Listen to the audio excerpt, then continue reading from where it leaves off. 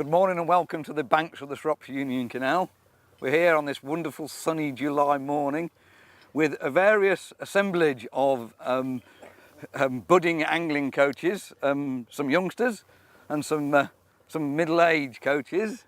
And we're here with our Mottification expert, Simon Mottram himself.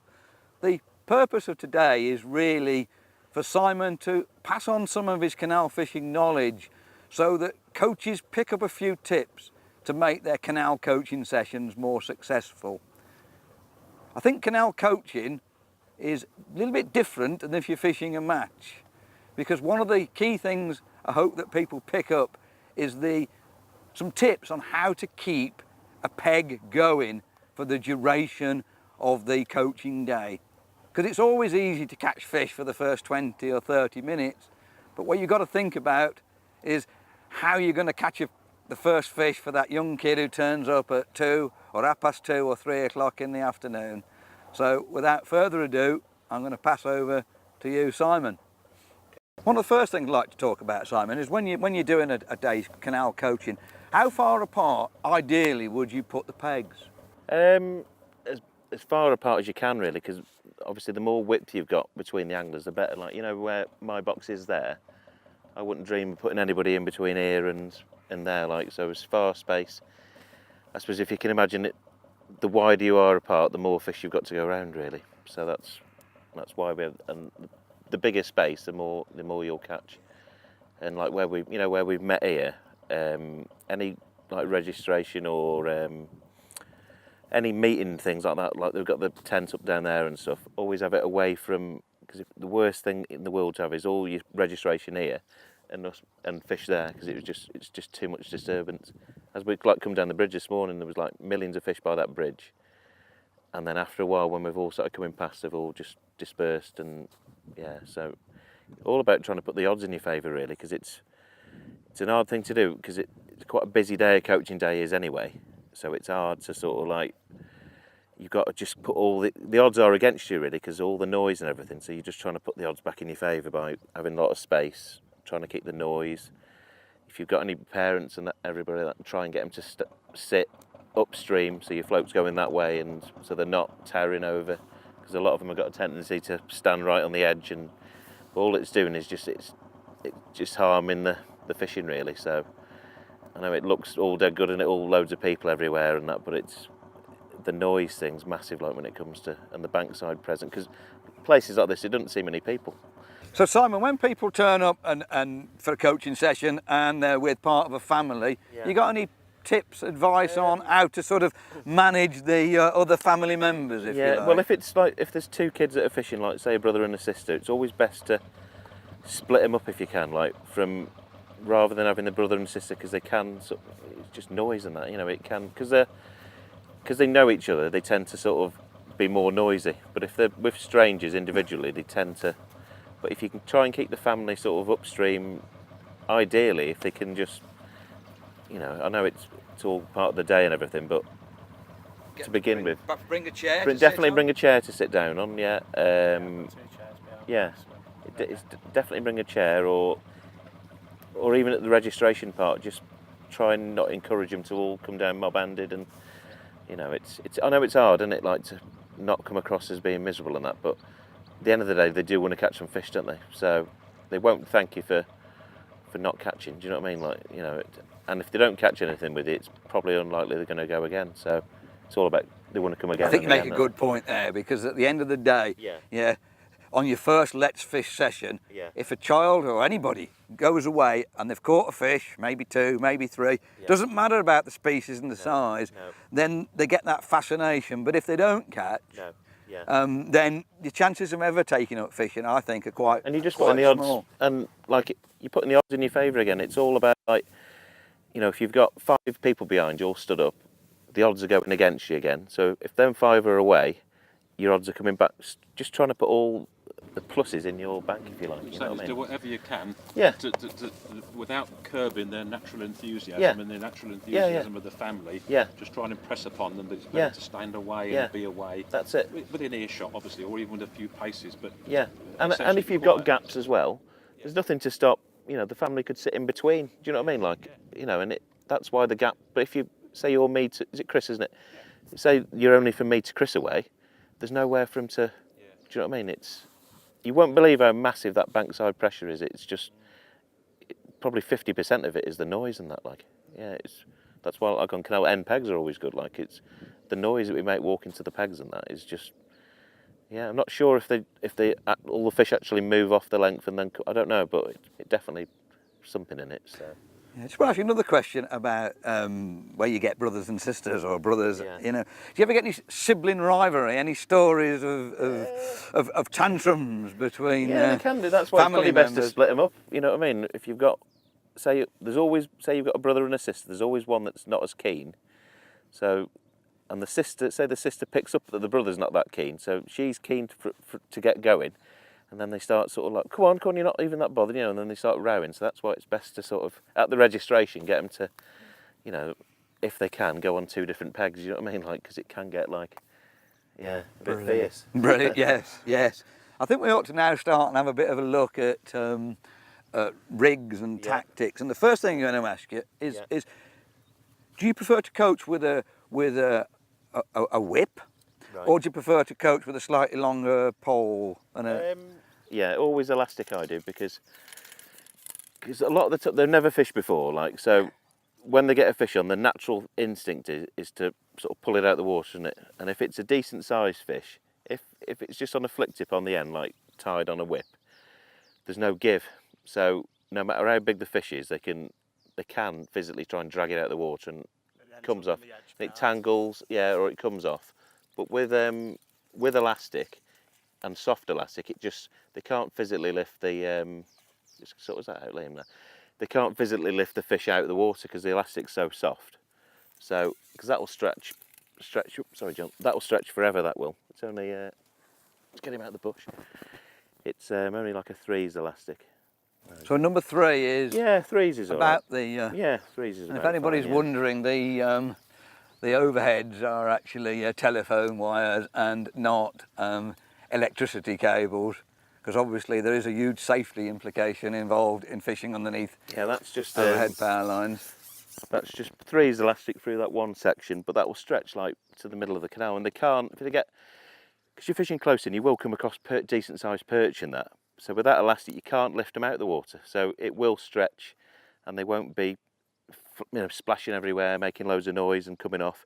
So that'll, like a nice soft elastic, it'll let the fish swim off. It's more enjoyment for them as well. Like, and they all do it, don't they? They hook them, these big fish, and they just try and pull them out of the water, like. And you can do that with a whip, but like Liam says, they either come off or tangle your rig. And on the whips when we're coaching, they just lift up and come straight out. It's not that they're doing it, they just don't know any different. Yeah, that's probably what I do if I didn't know, you know what I mean? But with that elastic, that'll stretch, that'll stop them doing that, like, so that's why that. And what's on the end of the elastic then, Simon? Is that a stomp poke? Just a connector, yeah, and all that's just got a little sleeve that you pull down, like that, loop in your line, just hook it in there like that, and pull that sleeve up, so that just stops it. And that's PTFE on the end, just cushions the elastic. So if you had it direct to your pole, it would fray your elastic, like so. Yeah, nothing complicated at all, like. And so what about let's talk about lines and floats and line, that's just like 010 main line. The thinner your line, the easier it is to control in the wind. If you've got quite thick line, it's harder to, if you've got a bit of skim on top. Yeah, it's all, on canal fishing, it's all about presenting your rig naturally and right. And if it's thick line, the wind catches it. So the thinner the line, within reason, thinner line the better really. That's just 010 line. Just any sort of float, that's just like a Drennan 0.2. Not very heavy, yeah. Just something that they can see as well, it's just a nice standard pattern that is really. Get from most shops. Right, as low as you can. Right to the tip, yeah, like right low. The kids have a bit of problem with that. Yeah, you can, because sometimes they're not seeing the bites, are they? No. So even though I wouldn't personally fish with it sticking out a bit more, there's no problem whatsoever. It's taking a shot off, just so they can, especially at the beginning of the session, when if they've never done it before. Yeah.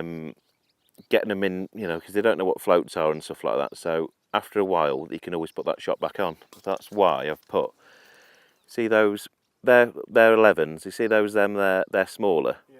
They're purposely for that, for taking them off and trimming them up, because sometimes your float does take on a bit of water now and again. These shouldn't, to be honest, but now and again they do.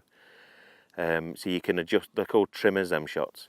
So you can adjust it taking them off or on, like, so, or if the wind gets more and stuff like that.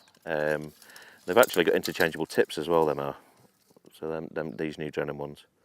So you can, different colour tips and that, so you know, with a different light and stuff like that. So that's just 010 line on that rig, some small shots there, and you've got a hook length there. I think that's 07, I think that is. But you can catch, you know, that's about like £1 in old, £1, in old money and £2 mainline. You wouldn't believe caught lots of big fish like that, because you've got the soft elastic. Yep, sorry, go on. You're right. A little tip that I can pass on, Simon, is that because I have had trouble trying to get those tiny shots off, because I don't do exactly what you've done. Yeah. I've started off a session having the float shotted up quite, you know, as it should be. Yeah. Dotted down. Yeah. And I put some bristle grease. grease Yeah, on. I've got some. I always use the grease. Yeah. As the session goes on, you can always wipe that off. Yeah. Yeah. Because it's my failing. I can't see to get those little tiny shot off. Yeah, I've got some grease in my box. I've had it like, you know, that fluorescent grease. I've had it there for years, and it's like one pot lasted 25 years. I wouldn't sort of be without it. You know what I mean? Like it's I have the same trouble. I can't fetch them. You're the same. Yeah, I can't fetch them shots off. Yeah.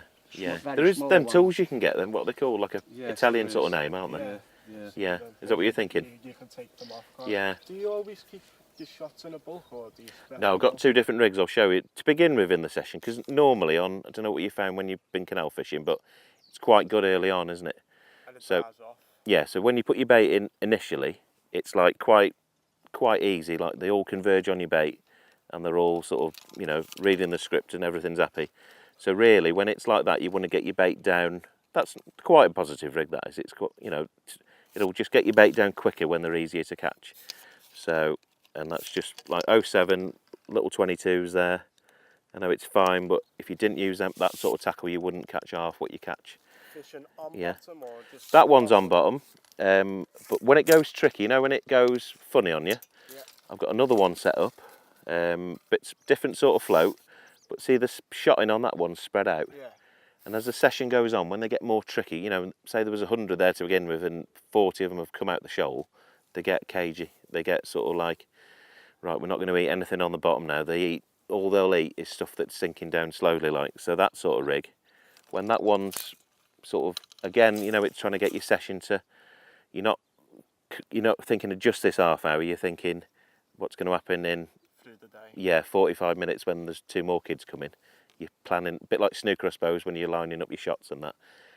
You know, that rig, when you put that in, it can make a difference. It's like a different peg sometimes. Like, so, but you wouldn't start on that one. If you started on that one, Would you just go straight over the same swing you've been fishing? with that one, yeah, I'd go in with that one to begin with when it's quite easy-ish, hopefully, and that'll do you. But when it goes tricky on you, because you'll go in, you'll be getting bites all of a sudden, and all of a sudden, it's just gone. You know, you might have had 2 people stand behind you, and it's all gone a bit funny. So sometimes having a lighter one with spread out shots like that, it's just like it tricks them again, but it gives you another sort of run of. It's all about getting little runs together, like it's little half-hour runs really. Because these taster days, it's all like half-hour slots in it. You know what I mean? Like so having 2 different ones can help.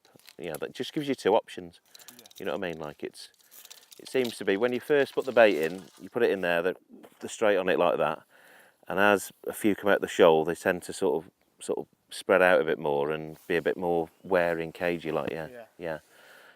So yeah, if you can have a couple of rigs set up with 2 different, you know, different styles, it just gives you 2 options. If you had more Yeah. top kits set up and you had them in different areas, would you swap between them? So again, how do you mean in the? So if you had one in the towpath and you had one in the edge, would you swap between them? Or You can do, yeah. Today we'll fish just close in today, but some canals you can fish. It depends because a lot of them have never fished before, so they can't fish longer poles, can they? But if you can have 2 swims going, like we fished at Milton Keynes the other week, and you could on that canal there, you can catch a lot of fish at like 5 metres, the bottom of the near shelf, not metre you away where we fished today, but further. And I always prime that line ready for like, I had like an hour with a kid and it was good, and then it was going funny. Because we hadn't been on that new swim, when the next group come, it was like a new thing again, and it was, yeah, so it just started it again. I was going to ask you about that, Simon. Yeah. I mean, obviously, when you're fishing matches, you're fishing mostly on the far bank Mostly, of the canal. yeah. Why don't you do that on coaching taster sessions? They just physically can't handle the long poles. It's too heavy, yeah, and it's... Lifting it, having swords, it's just start them off with these, and you can catch loads of fish close in and that. It's like a progression as well. Like if you start them off, you know, but they can't physically hold it for a start. But it's like a progression. So if they do well with this, they wanna do something else and get. It's all about like stepping stones. Like yeah. It's like, you know, it's all about like having a little progression. Like next time they come, they want to do something different, and so you progress to the other side. Like yeah. Just going back to hooks briefly, I mean, Yeah. I've met some coaches who, you know, are size 12 fans, I always call them. Yeah. I mean, what would happen on a typical canal if you started off with a size 12 hook? Could you catch anything, and what would happen as the day went on? There's nothing to be gained by fishing heavier than lighter will always get you more bites, and we are. Some canals are 22, the fish can't even get that in the mouth. Yeah, like we fish 22s here, and it's just the way fishing finer and that will always get you more bites and lighter lines, and you know, all refined. You know what I mean? Like the natural fish, they're not stocked fish like carp and that, so they're just, you know, they're very wary in that, like, so yeah. I notice you got your ground bait bucket there. I think we ought to now move on, because I never quite understood what's the point of ground bait. Is it to carry bait, Yeah, you can or is it to somehow attract? It's more of it to set like a dinner table, because they're saying because we're sat here now, all the fish won't be in this nice little area where we're fishing. They'll all be just milling about everywhere.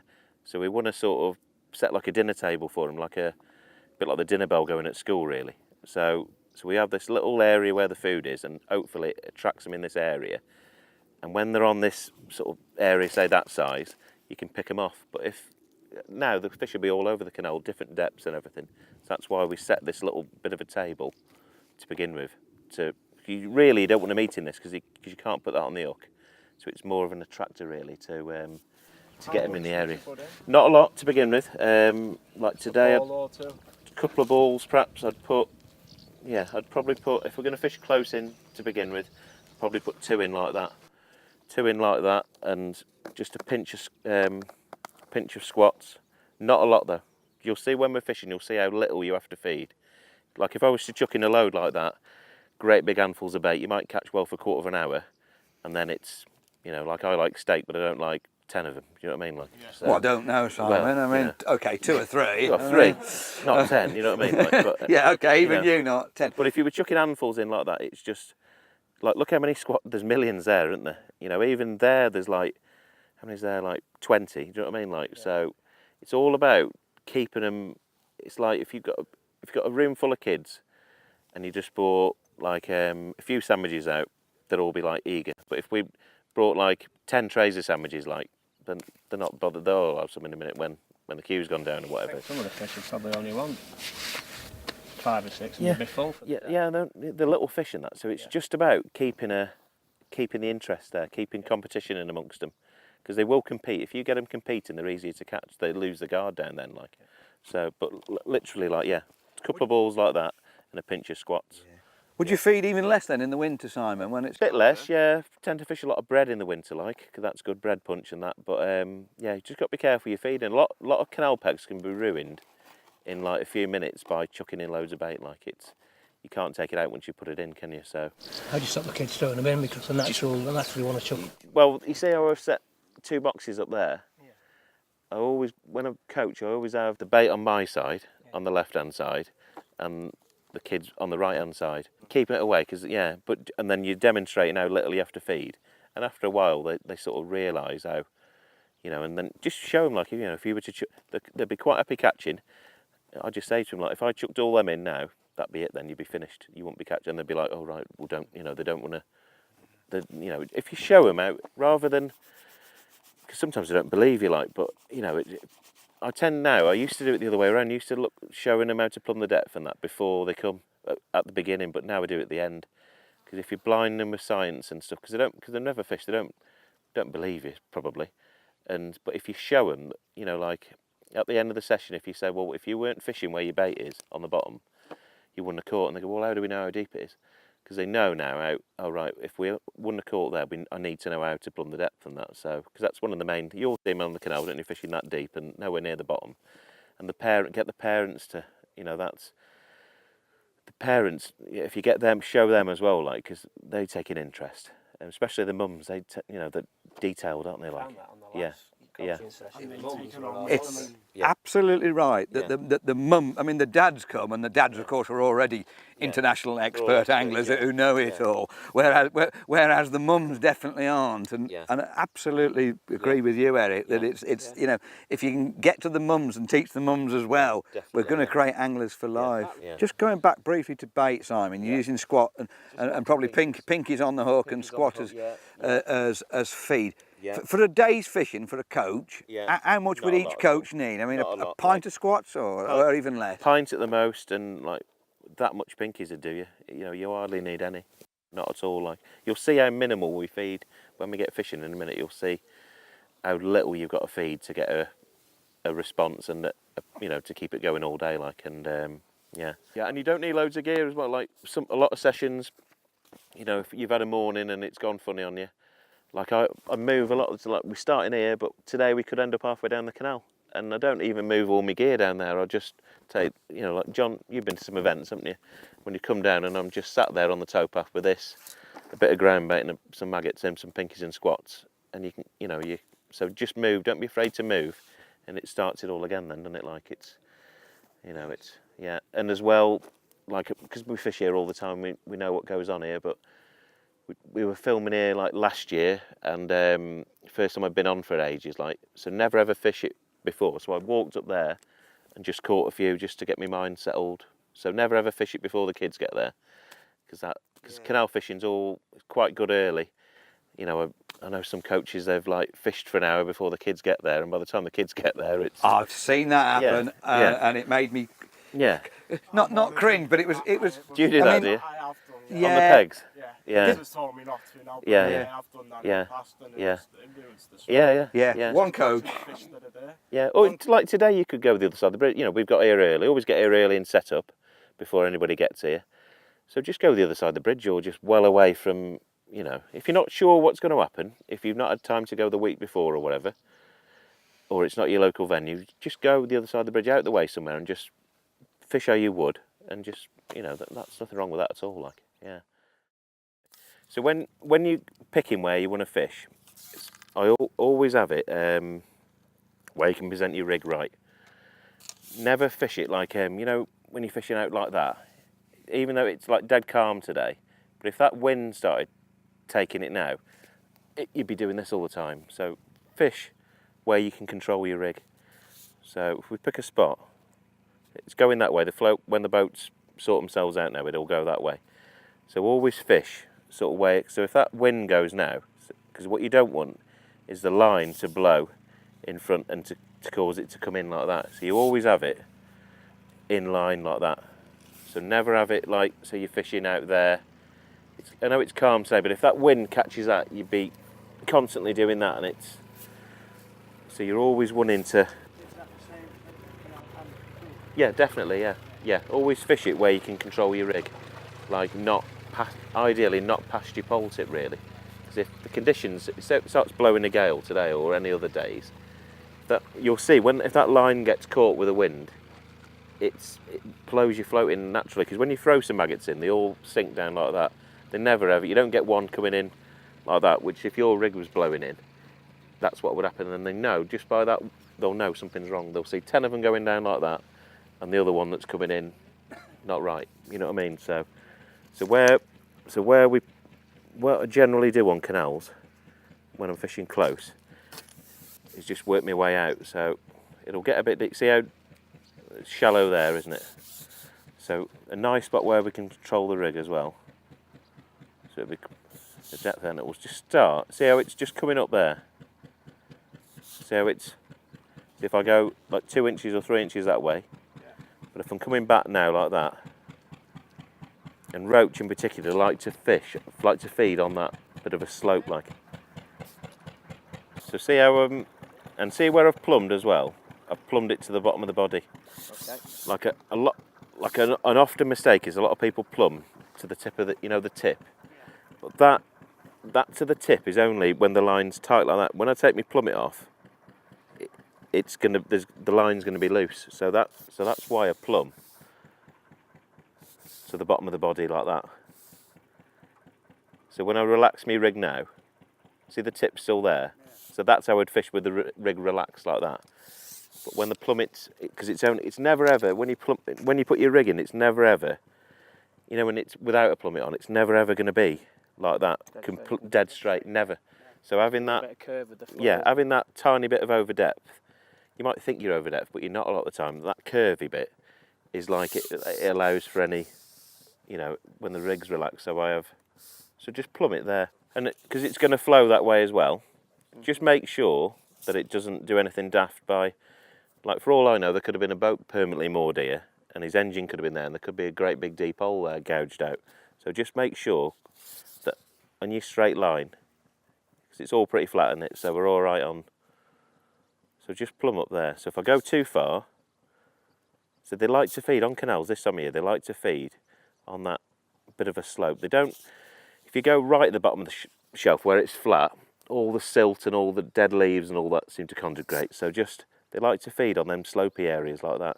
So when I'm coming back, always, no matter where you fish it, anywhere and like all over, even abroad and that, roach always like to feed on that bit of a slope there. They just cleaner as well. Must be cleaner, yeah. Is that what it is? They must just like it there, and I think because they haven't got to upend and feed, then they can just come up, say, a depth. Say they're out there, mid sort of off bottom, and they can swim onto the shelf, feed, and then, do you know what I mean? Like they haven't got to sort of like go upside down and all that like. So I've just plumbed there. So when I cut my bait in, I just, even if you wanted to, you could leave your plummet on like that and just make sure, because if you're not quite sure, you can just put your plummet on like that, cup your bait in over the top. Because it's not a match, so there's no rules that you can't do that. So you can just do that.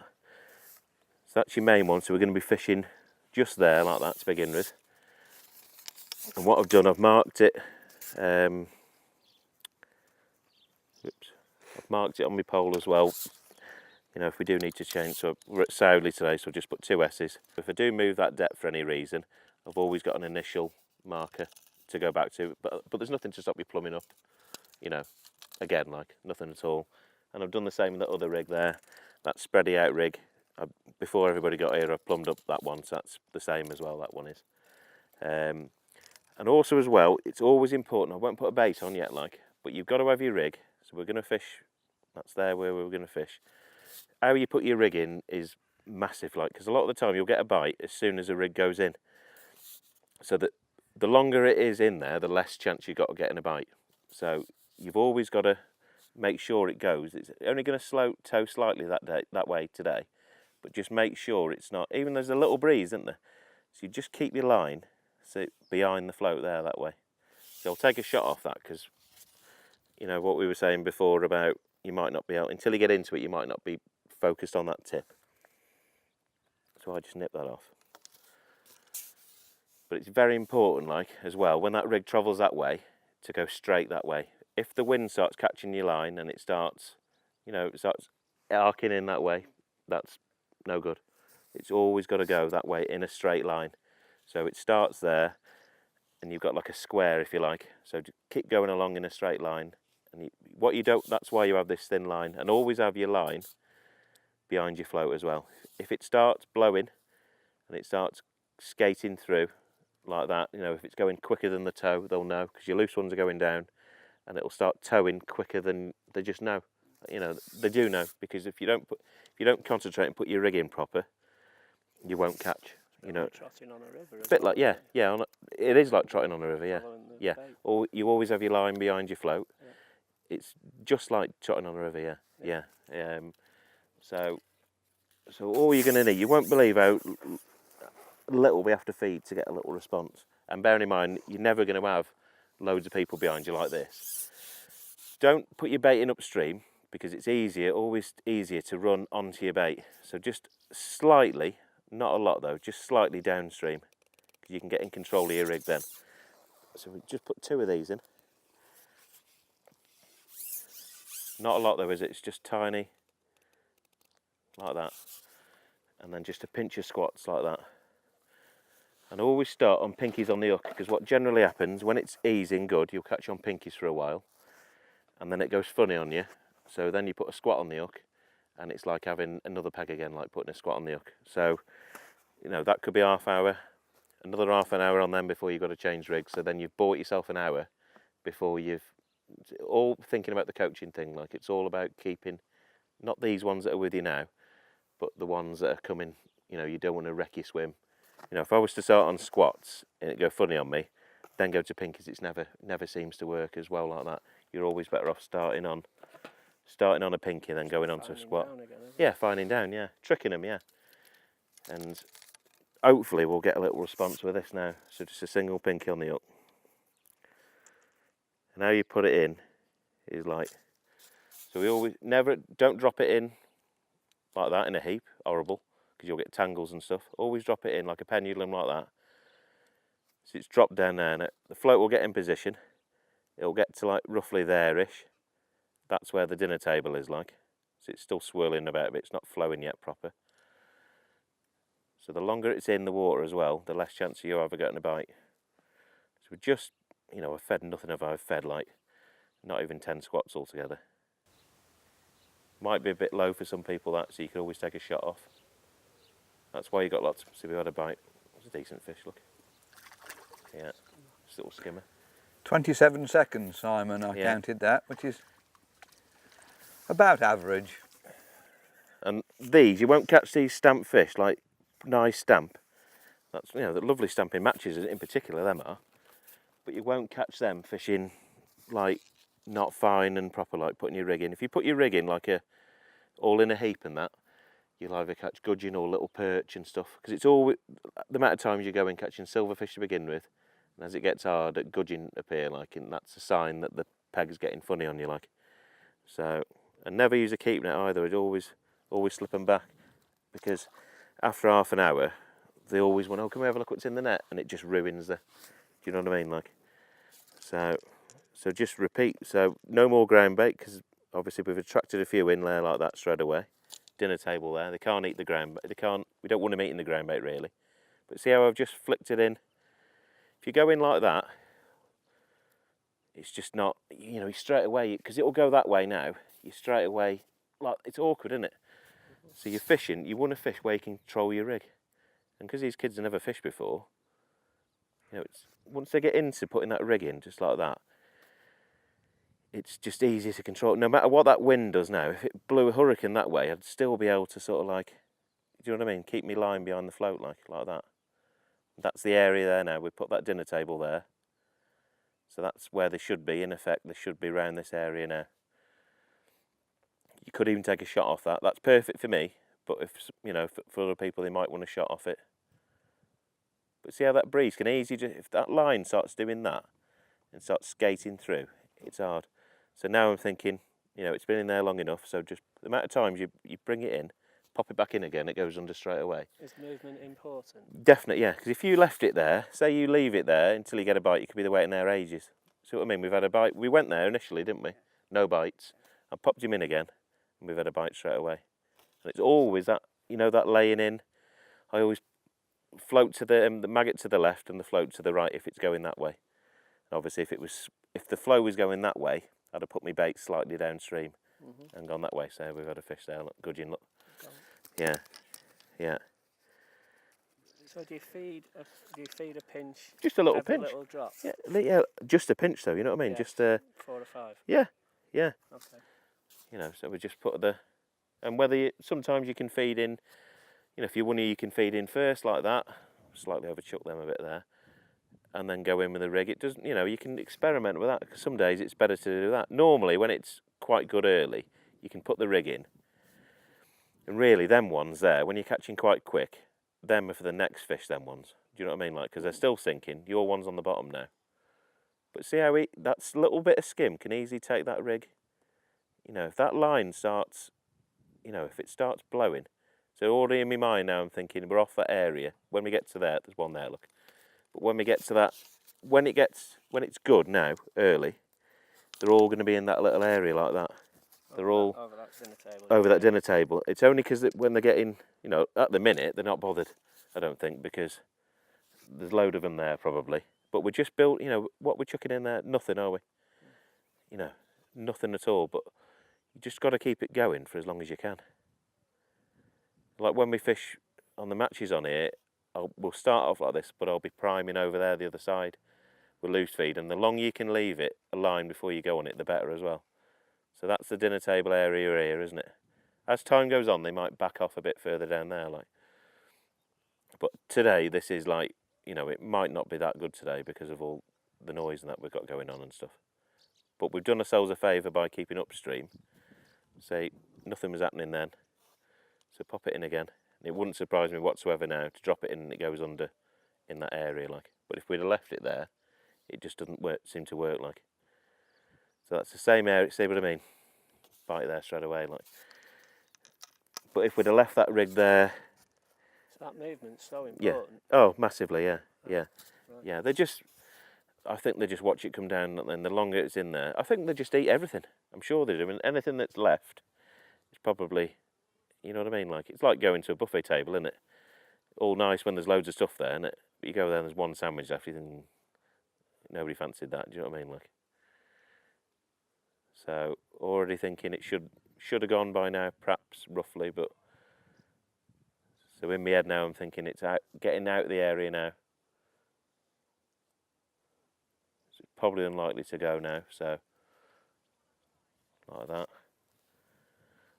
And I'm feeding nothing. No point in putting any more ground bait in, because we've, you know...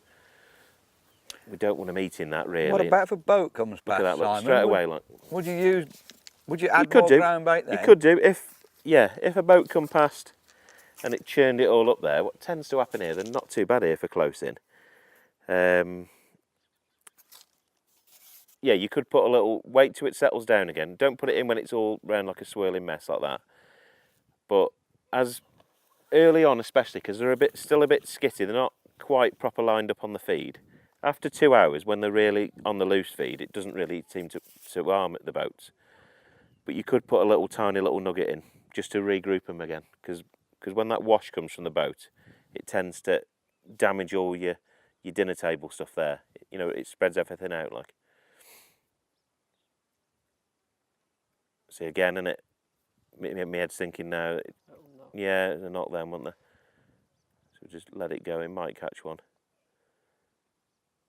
It's been in there a while, so I'm thinking it needs to go back in again. Like, Do different species feed at different areas on the table? Do you find that, or is it just... Sometimes, like, yeah, catching that skimmer for, yeah, I've seen that so many times that they seem to go in it straight away, they do. So we're on that area a second ago.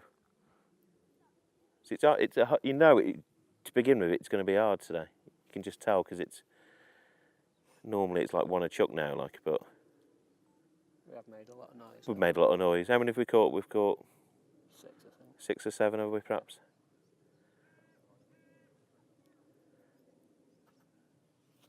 So just keep nothing to panic about. It might just take a bit of building up today. That's all. And do you find that? Do you find they come in waves? Yeah, you can do. Yeah, can do. Generally, it's better earlier on. You know what I mean, like. Okay. But I'm just feeding, not a lot, just enough to get a little response.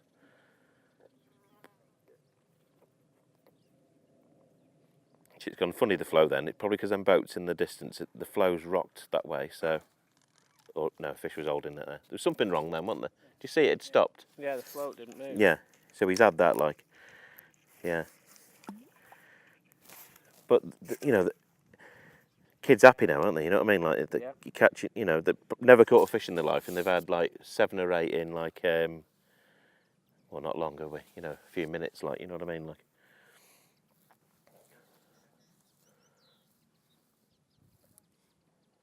That I can't stress out, having that line in, like, behind the float in a straight line is so important. Like,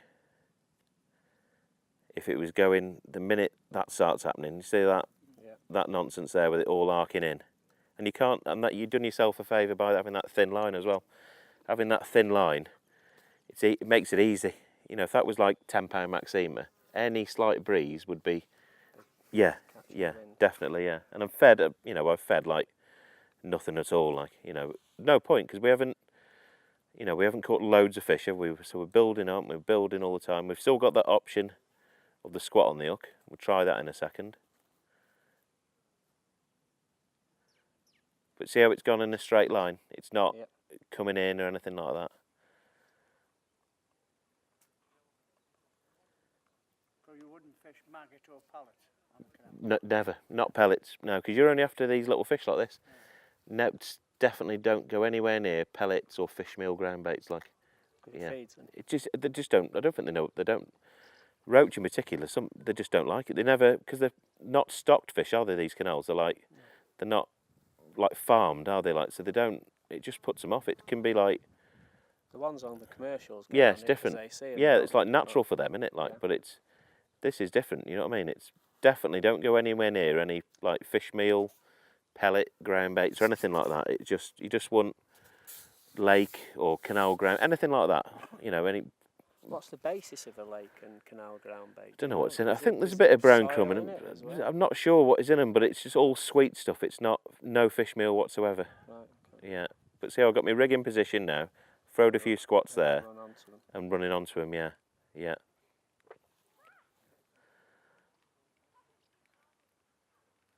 And this canal in particular, it needs this flow. If it weren't flowing, it's hard again. Like, you know, you go some canals when there's no boats, and it's really hard to catch them on then.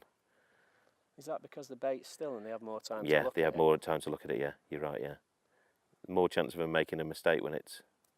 on the move. Yeah. They've got to take it or leave it. Yeah. It is an hard... Just by what's going on here now, I know it's going to be an hard day, like.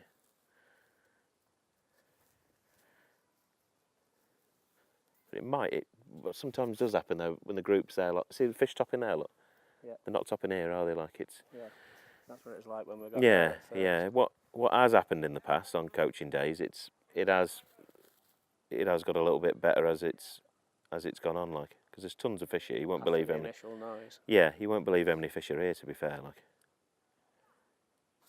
and it's the worst day going, isn't it? Like today with the heat and that, like it's. Yeah, right. Gudgeon again, though. You know that's the best species of them all. Yeah. In my opinion. Yeah. Proper fish. Yeah. Yeah. But that happens loads. Catch a skimmer early, and then, you know, it's. So Simon, if we are on a piece of water which is just deathly still, keep putting the rig in even more. What can you do to try and induce a bite, like trying to inch your float backwards through your swim? Just keep in and out more. Do you know what I mean? Like, okay. so it's been in. Yeah. So and that's where your spread out rigs will. Your spread out rigs will really sort of. But you know, I'm going to go on the spread out rig because it's at the minute because it's still. It's Would still you, not bad. Simon, move to a squat before you go to the spread out rig? No. Yes. Sorry. Yeah. Yeah. You're right, John. Dead right. Yeah. And then go to the spread out rig. It's all with about pinky, like and then with the spread out rig with a squat. It's like a script, I suppose, isn't it? You know, this sort of fishing I've done like millions of times, like a lot of times, and it's like you could almost write a script out the pinky thing to begin with on an heavyish rig, and then move to squats, and then do the same with the rigs. Go through your different rigs. Like we'll have like 3 or 4 different weight rigs set up, and you know, like if you look at your watch and there's 2 hours of the match left, and you're still on your heavy-ish rig, you know that when I go on my light one, it's going to be mega. You know what I mean? Like it's. But if you go on your light one to begin with, it's good, but you've got nothing to. You've got no more cards up your sleeve after that goes funny. Like it's.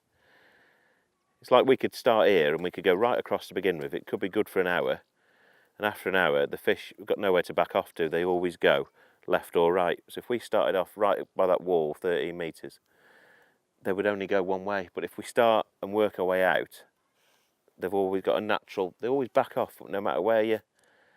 I've seen that in matches where they do. When I've watched matches and people have gone straight across, they've had a good first 2 hours. Yeah. And then that's died, and the guys either side of them have started catching on it when they've gone across. They've got nowhere to back off to, have they? Like in that.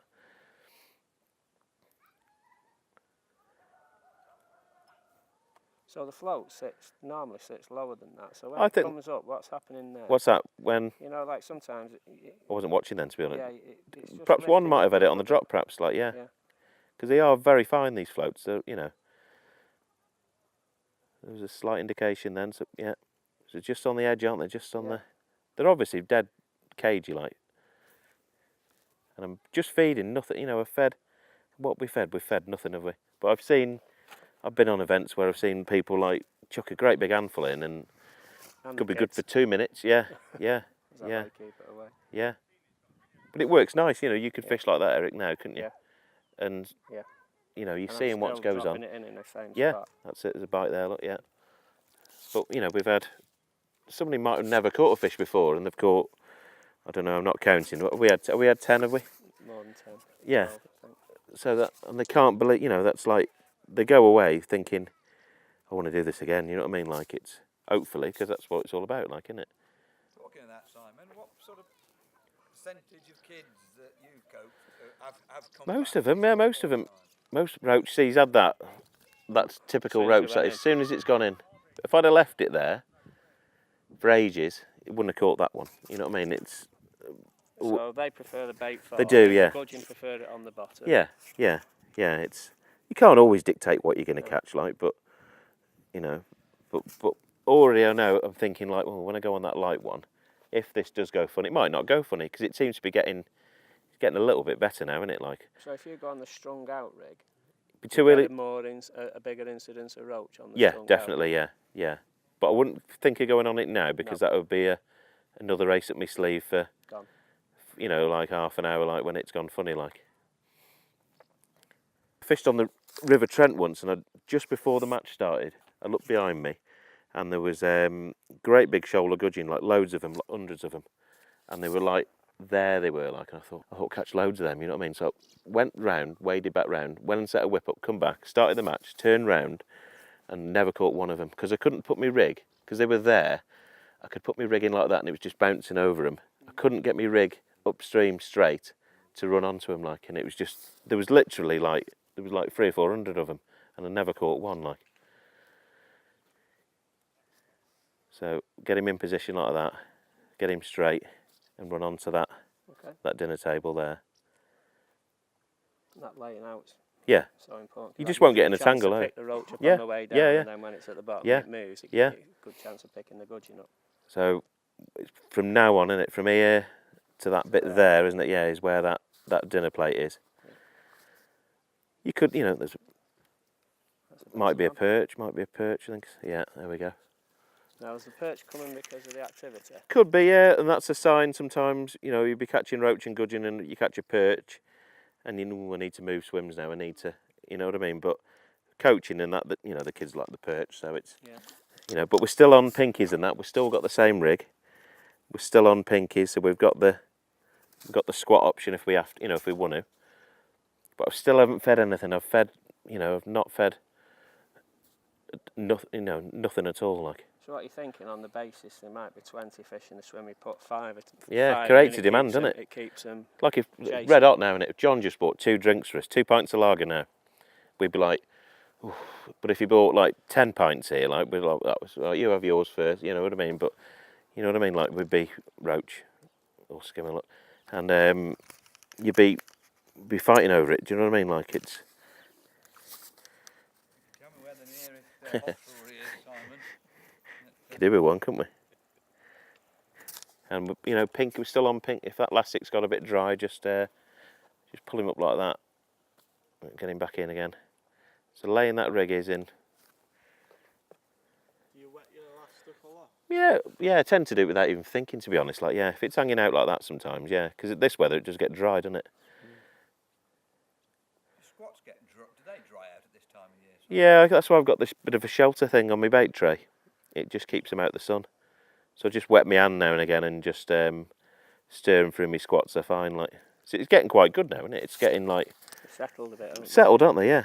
Do you think because of the noise? Do you think after a little while they get used to it? It scares to them. Yeah, yeah. That's why I've got, you know.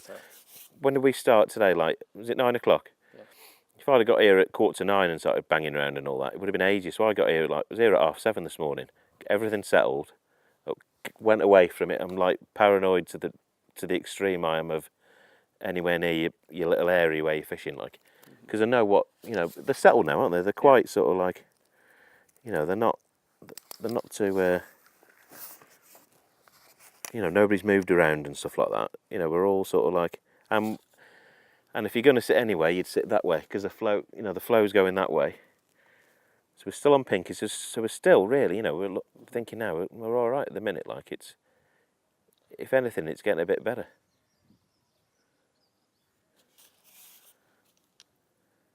That seems to stop. Yeah, it did do. Yeah, it might have been a little fish on the way down.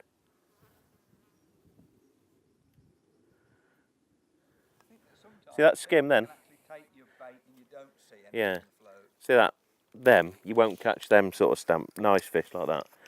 They're the ones that, you know, in matches and that, you know, you get your anglers that are like a bit better than everybody else, and you see in their net, and they've always got like some nice stamp roach and stuff like that. It's, you know what I mean? It's, you know, is that because of they just put the rig in? right? Yeah, because it you can have all the best tackle in that and stuff, but if you don't put your rig in nicely and properly in that fish, so moved him out the swim. You know what I mean? So really, you know, we net him out the way as well. So it's all right. So we're gliding him out the way, little perch. Look. So we haven't netted him, you know, right where we're fishing. Like, yeah. Nice little, you know. Good weight builder. Yeah, and like again, put me net that way. I haven't sort of. I'm just paranoid. I am about all the noise and stuff and. Going over the Yeah, side. yeah. But if that was tied on the end, say that was on a flick tip, that'd be all sorts of splashing going on, and you know, as he's tried to lift it out of the water, but I'd have struggled to lift that out the canal with that last. You know what I mean? But it's right though. You know what I mean? It's. No splashing, was there, in that? So we just pendulum again like that. More exciting for the kids as well, isn't it? Yeah, definitely, yeah, definitely. Yeah, it can be over too quickly. Yeah. Good handling practice to instill in youngsters as well there. Yeah.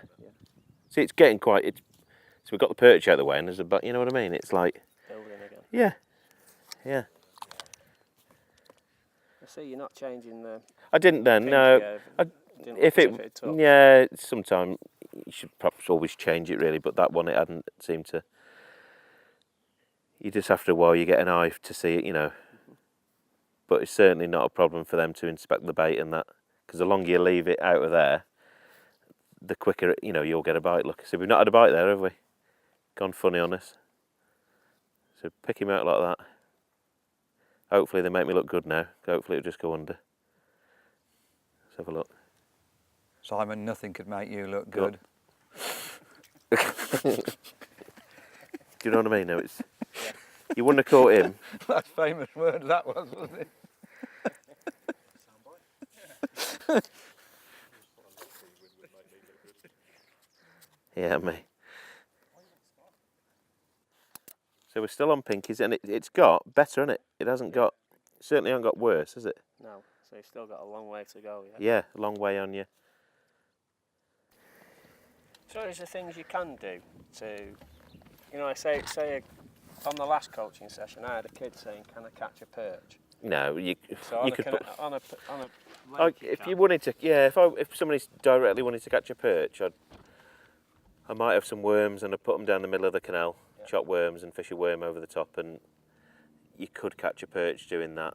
But if I was to chuck them there, I'd be running away. If I was fishing upstream, it'd be like I'd be constantly doing that. So fishing down, if it was you know, blowing a gale down there, I'd fish, you know, I could even fish. Like there, it's perfect control that way, isn't it? Yeah. Do you know what I mean? It's, you know, your line is always going to be behind it, isn't it? Like it's perfect that way. But, so never ever go up past, always go slightly sort of like, so what is it, like 11 o'clock, isn't it, like, isn't it there, isn't it? But I'm always keeping that line, that line's always got to be behind the float, like. See, it has gone funny, and the swim's gone cagey, hasn't it, like it's. So just what we'll do, just because we're, you know, it wouldn't normally happen this sort of timing, like. Just get that other one and just see if. Oops. See if they take the strong yeah, just see it. You know, it's nothing to be. Oop. Bloody hell.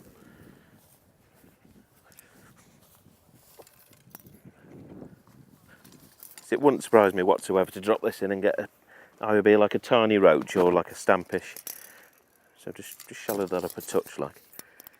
It's a different presentation. Yeah, so just different, like, yeah. It'll fool them again. Yeah. Might work. It doesn't matter if it doesn't, though, does it? You know what I mean? Nothing lost anything, like it's. So put that you know, this will sink a bit slower. This will, bit of a lighter float. Just help it along there like that.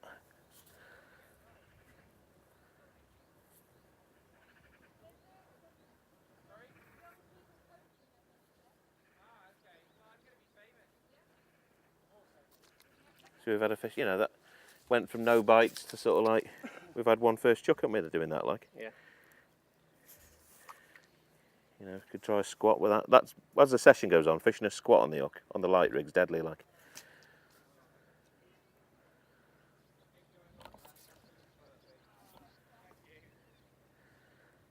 And we haven't put any more ground bait in, we've only put them two initial ones in, haven't we? So we're... Is there a stage where you would put another pile of ground yeah, bait? sometimes, like, yeah. Look at that, look. Gone quick again, hasn't it, like, isn't it? It's, yeah. You could do, yeah, to, like, regroup them, you know what I mean? Like, it... When would you make that decision? What would when it just, make, yeah, when it starts going funny, you know, if it's not gone funny, is it? No. Morning. Hi. It ain't gone funny, has it, like, is it? It's not gone, like, ridiculous, is it? It's not gone, it's still, from a coaching thing, and the kids, they'll be, like, more than happy, aren't they, like, now, and, you know. And that's why, you know, in the afternoon, if you need it, you know, if we set up, see where that telegraph pole is now, and if I move my gear there, start again. Because the other ones in the morning, you know, if they come to you in the morning, say somebody comes at 1 o'clock, don't catch anything, they go, oh yeah, it was great here at 11 o'clock, and they're not bothered about what happened before. They want their little day, don't they? So just move, just go down there. So if it's become hard, pick your gear up. Pick your gear up and move, yeah, yeah. Dinner time, I tend to. No. Yeah. Dinner time, what I tend to do is just eye up sticks and just move up down the canal. You know. Okay. So that boat hasn't done us any real harm here, really. But we, you know, so we've had a bite there. So really, I'm not thinking about ground bait now. I'm thinking it's not bad. Right, you know what I mean? Like it's still all right. Like yeah. We have had a bit of disturbance with the camera. Yeah, so yeah, but it's settled down again, though, isn't it? Yeah, yeah.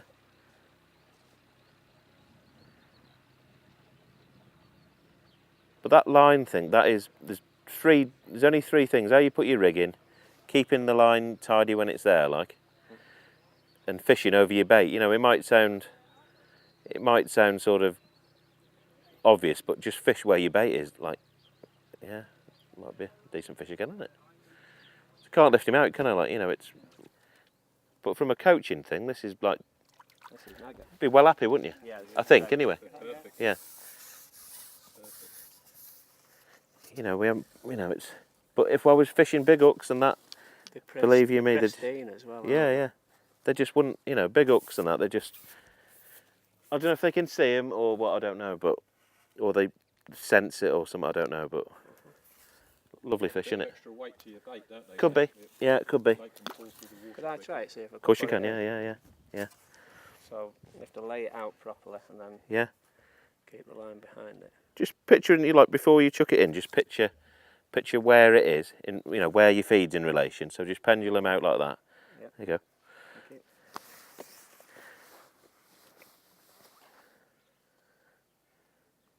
Do it. You sit here, probably better on here. Second time I've done that. I know. Yeah, so get him in again then, because you want to go from the start. Go left, swing him left. Yep, so you're never outstretched, are you? Like, I can't see now. You know where I was? Yep. Is that, I don't know if that's, is that about where I was? That's it, Yeah. In line with the tip. Yeah.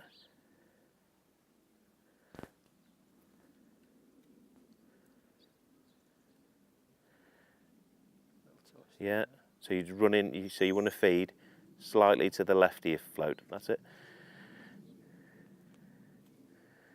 So pendulum again to the left, that's it. In a line, like, remember, keep him straight, like, yeah. So the rig gets in position now, all the soldiers are looking like that, and it comes towards them now. So it's gone straight like that, and it'll run onto them now, because they're all like that looking.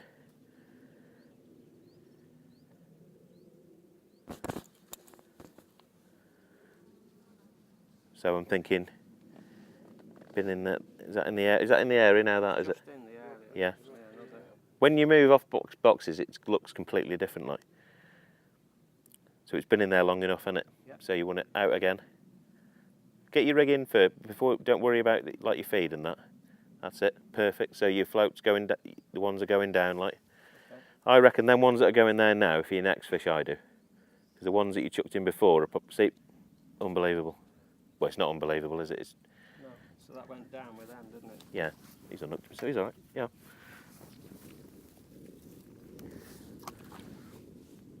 But if you'd have left that previous rig in, he wouldn't have gone under, like. Yeah. Loads of things to remember, innit, when you do it, like, innit? So the wind's skimming now, so big effort now to sort of keep it. You need to let it move, but keep the line behind the float, like. Oh, it's very similar to when I've run a stick float. It is very similar to that, yeah. When I went to Milton Keynes, what's that chap's name? What's his name, John? Amar? No, Dennis Hunt? no, the Mike chap, Healing? Mike Healing, right? He says, this is just like a river. And once he got in that in, he was like straight on it, like, yeah. Thinking like that. Think like a, so that, see that line straight away is like, so you need to mend it without getting the float out of the water, like. Okay. So again, see, do you know what I mean? It's, you've got to get it, go on, that's it. Wouldn't have had him though without that, like. No. If that had a scoot, he was just about to take that, see your line curls round, and what would have happened, the bait would have gone like that, and something wrong with that one. Yeah, and they know.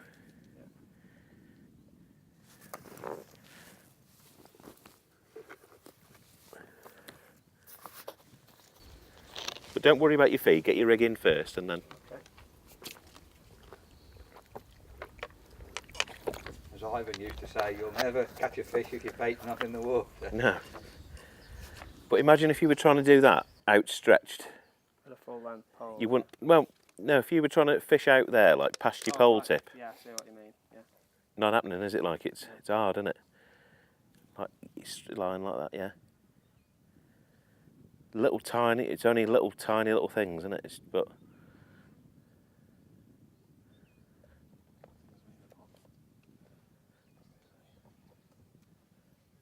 so let it. So you've got to let it. Yeah, let it keep on going. So you're up. I'm thinking now that you need to bring him in. Yeah. Is that slightly further out? That. Just slightly further downstream, I would say, Simon. Just caught some fluff on the way down. That. Yeah. Do you find, Simon, if you've got, say, bream slime on the line? Yeah, I always move. Yeah, move it off and sort of like, yeah. That was squats on the hook. That is it. Yeah. Yeah. Yeah. That's it. So you should be able to sort of like, yeah, that's it. Relax, you know, like keep it. That's it. Had that on the drop, didn't he? That one. Yeah. Check your bait though. Remember, squats. They will. Them roach will bladder it like. Oh, he's all right then. Yeah. Like when I pick him up, the first thing I'm looking at, you know, is your rig damage to get, you know, it's easy when you've done it millions of times, isn't it? Like, but you soon, dead easy, dead simple though. And we've fed like nothing still. We've fed nothing, have we? It's a lot to remember. It's not like the canal fishing I could remember. See snake in there, like, just keep him that way. I think that's the great thing about canal fishing and young people. Yeah, there's a lot to teach them. Yeah. And so they quickly see that it isn't just a fool at one end and a worm at the other. Yeah. There's actually, you know, there's a lot of skill in this, and to get good at it is that's the area, isn't it? There, isn't isn't it? That's a decent fish. So just. Well, it's often said, isn't it, that if you can catch fish on the canal, you can catch fish anywhere, because there's such an element of finesse required to catch well on a canal, isn't there? Oh, I think it's absolutely true. You're getting for you, all right. Who's fished for England, Richard, over the years? Oh, absolutely. Most of them, majority to this Give me day, again for you. learn to fish on a canal. Nice fish. Yeah. It's made somebody's. You know, this will make catching one of these. It'll be like making somebody's day, aren't you? Like it's. But it's not tied to the end. Yeah. But it ain't tied to the end. You know, all sorts of splashing going. Like I've seen them trying to net. You know, like my brother's lad who's down there, like trying to swing in like bream a pound and stuff like that. And yeah, all that happens is you just go have another hook in it. You know what I mean? Like. I think he's all right. He's just gone through the. Hold on. Come around the fin. Yeah. You find you sometimes bend the hook on the perch, Simon? You can, yeah. So, like, I'm not so bad myself, like, but people have not done it so much. They're like, not that I'm bending the hooks and that, but I'm not too bad myself. I'm all right. We often use barbless. Yeah, you could, couldn't you? Because we find it easier for the children. Yeah, it's hard to get like decent fine wire ones, isn't it? Yeah, I've got a few that somebody gave me, like, but yeah, so if they are, like a lot of the time I'll unhook them for them and that, but if they are struggling, just put a little barbless one, like. And very good when they get stuck in people's clothes. Yeah, in the that's it. barbless. Yeah. But you're still on that, normal. We're still ticking over. We're still. How long have we fished for? We fished not an hour, have we? Over an hour now. Have we? And we caught 30, have we perhaps? Must be 2 or 3 dozen. Yeah, I don't know. Would you be worried that if you could be 10 minutes between sessions? Would you be worried about moving away and not feeding? Because feeding is so important. Yeah, Come back and find the swims died because they've gone because there's no feed. Yeah, well, I generally don't come off the box. I don't like. Right, So it's, okay. yeah, generally they're coming one after the other, John, aren't they? Normally, aren't they? Yeah. Usually. Good point though. Yes, I mean it's an interesting conundrum, isn't it? Yeah. Do you carry on fishing it? Yeah. It is a gap, or do you rest the swim? Yeah, rest. Just Go on, put let's a add it little on the bit of drop. feed That. Yeah, nice roach. That was a lovely bite. Yeah. Different sort of bite. Yeah. Sailed away, left But yeah. But by the time that happens, sometimes a little rest, just by you feeding an odd bit can do it quite good, really. Sometimes, like yeah. But the no keep net thing, I think that helps, doesn't it? I think. Yeah. It's generalisations in the main, isn't it? Because Yeah. everywhere is slightly different, but Yeah. if you adopt these principles, Yeah. you won't go far. And a lot of the time, people chuck keep nets and they chuck them in, don't they? Right where you're going to fish. But if you're going to have one, peg it out twice, like, you know what I mean? Like, that's with your rig now, Eric, what you did, that's perfect, that is now. That's how you should put him in every single time. Yeah. But you don't even need to stretch up, you're in that little zone there, like. Yeah. Nice. And even don't sort of do that, because it makes a noise there, doesn't it? Strike sort of like cleanly out the water, if you know what I mean, like. And not through the water. yeah, not through, yeah. I'm a bit more of a river angler. Yeah, but I know what you mean though, yeah. So I like that pink. Yeah. But it's still good and it's still ticking over and it's still, you've made 2 or 3 people's days, haven't you, like? Yeah, just talking to the boy who did the 10 o'clock slot up there, and he's caught 7 fish, and his dad's just got off to the shop to buy him a membership of Hodnet Angling Club. Well, yeah. Brilliant. Has he had a session with Chris, has he? He had a session either with Chris or with Peter. He's caught 4 different species, 7 fish. What more could you want? It's not too many fish, is it? It's just sort of nice amount of fish to you excite picked him up somebody. again, haven't you, to lay the trap again, haven't you? The great thing about this type of fishing, getting youngsters into it, is it doesn't cost an arm and No. a leg to get into it, because cost can be a major factor. This is, you could kit somebody out with 20 quid, couldn't you? Not even that. Absolutely. Them whips are £4.99. Well, there you go, yeah. So, Yeah. Yeah, remember, cleanly out if you can, like, yeah. Your bait all right, though. Make sure your bait's all right. But this is a point Yeah, that he's needs to be all right, made yeah. over and over again, because there's so many sports where it does Oh, appear to be expensive to yeah. parents to get into Yeah. various things, and this really isn't expensive, is it? Maybe set your feed again that's it. But see now you're running onto your bait. If you were to feed up here, Eric would have to it'd be difficult, it's hard for yourself, like, so, like on a match here, if it was blowing like a gale down there, I'd fish slightly to my left a bit, so you're in control straight away. Fishing that way, it's hard, like fishing. I don't like fishing that way. It's always against the flow and that, like, it's always like, I like it when I sit down and it does go that way. I like to fish like that. But that's bang on now, how you put him in then, in a straight, like, proper.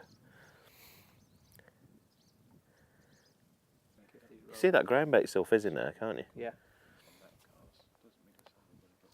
Yeah, that's a nice fish. Perch again. So you know the roach trip, these perch, they do that, they bully out of the... It's a slightly better one. Yeah, okay with this weed here.